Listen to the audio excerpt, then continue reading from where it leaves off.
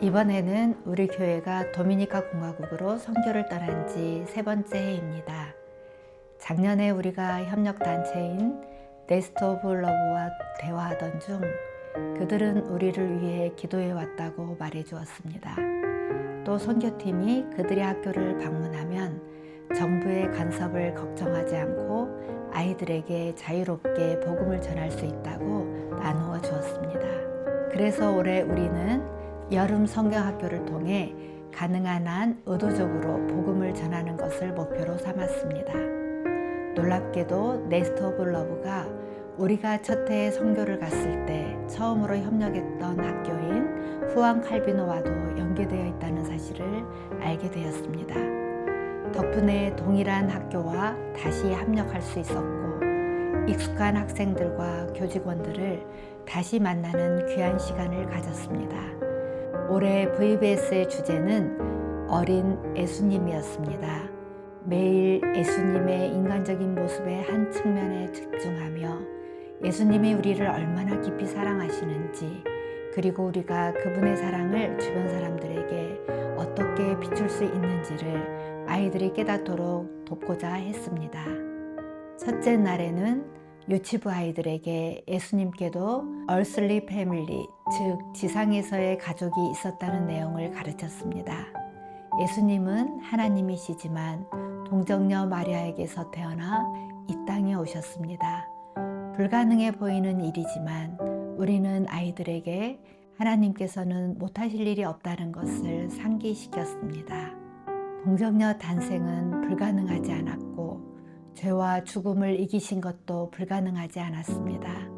이 은혜로 우리는 서로 다른 가정 배경을 가졌음에도 모두 하나님의 자녀, 형제 자매가 될 수 있습니다. 모든 가정은 크든 작든 깨진 부분이 있지만 하나님의 가족 안에서는 모두 환영받고 화해를 경험한다는 사실을 기억했습니다. 노래와 율동 그리고 가족나무 만들기 활동을 통해 이 메시지가 생생하게 전해졌습니다. 그날은 도로가 물에 잠기는 어려움으로 시작되었지만 한 지역 주민이 오토바이로 우리를 안내해 주어 우리가 이제는 가족처럼 느끼는 이 공동체에 안전하게 도착할 수 있었습니다.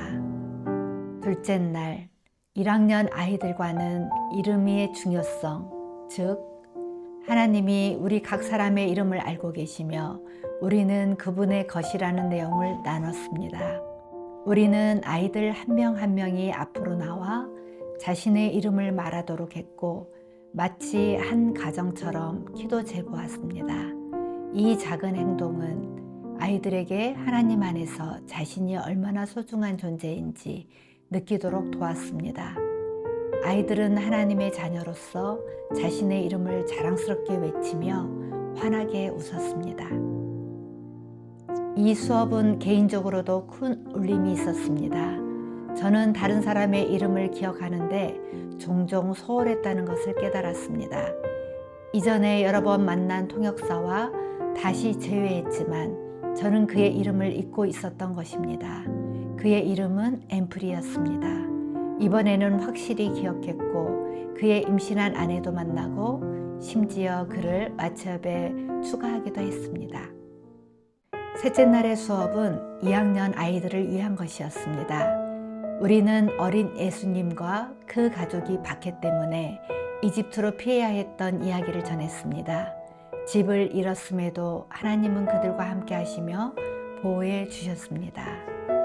이 메시지는 특히 의미 있었는데 그곳에는 집을 잃고 환대받지 못하는 땅에 살고 있는 IT 난민 아이들이 많기 때문입니다.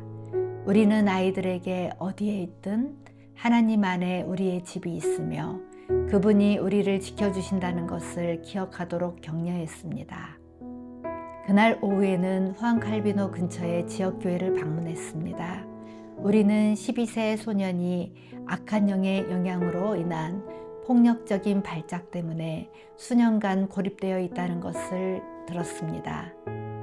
가슴 아픈 상황 속에서도 지역의 신실한 여성들이 매일 그를 위해 기도하러 온다고 합니다. 참으로 내 아버지 집에는 거할 곳이 많다는 말씀이 살아있는 현장이었습니다. 주일에는 우리가 학교 페인팅을 통해 협력하고 있는 또 다른 IT교회 레이장펑 프로크리스와 함께 예배를 드렸습니다. 비록 토론토에서 멀리 떨어져 있었지만 다양한 민족과 문화, 언어를 가진 사람들이 함께 예배하는 가운데 우리는 다시 한번 아버지의 집이 있는 듯한 평안을 느꼈습니다. 넷째 날에는 3학년 아이들에게 예수님이 어떻게 공동체를 섬기셨는지를 가르쳤습니다. 예수님은 나사렛에서 자라시며 부모님께 순종하였고 목수로 일하셨습니다.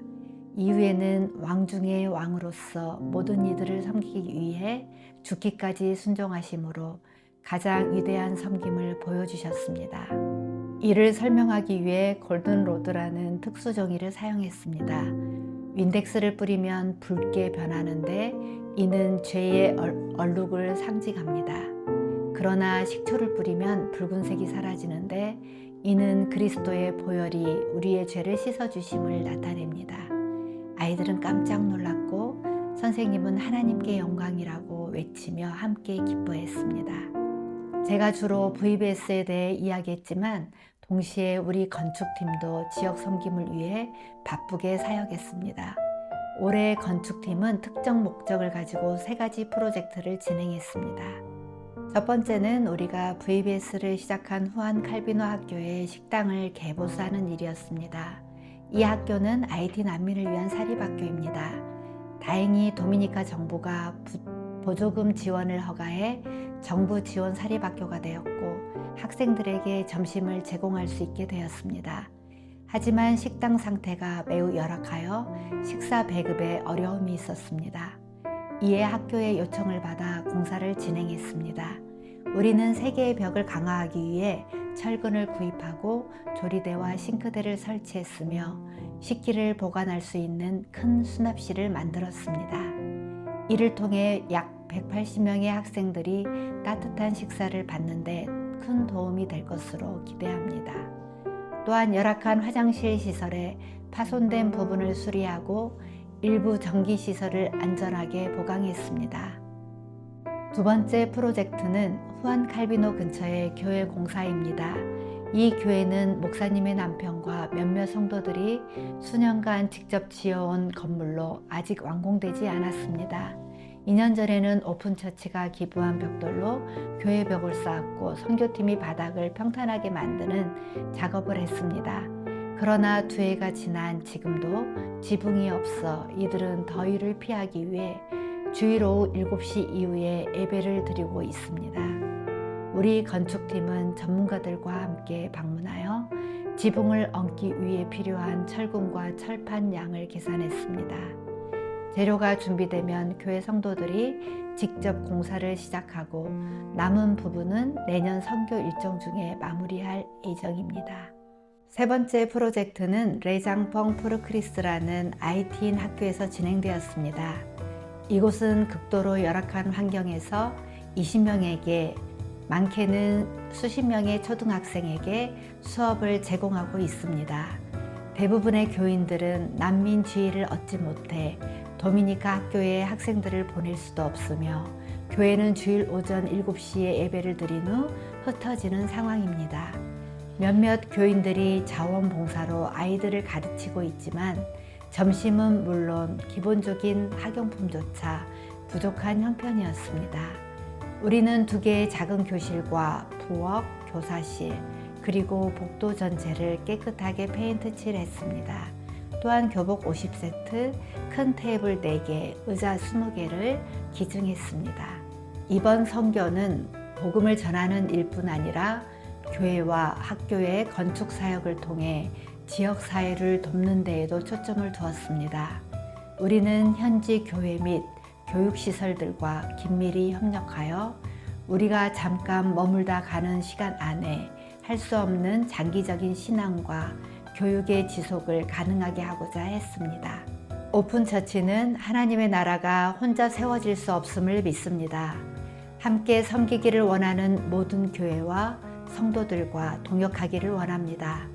이를 위해 각자의 부르심을 이루어 갈 수 있는 비영리단체를 설립할 계획입니다. 선교를 위해 한 걸음 내딛는 그 순간 먼저 우리에게 부어지는 하나님의 은혜를 깊이 느낍니다. 우리는 선교지에서도 하나님 안에 거하며 받은 은혜가 흘러넘치게 되기를 소망할 뿐입니다. 여러분을 이 놀라운 자리로 초대합니다.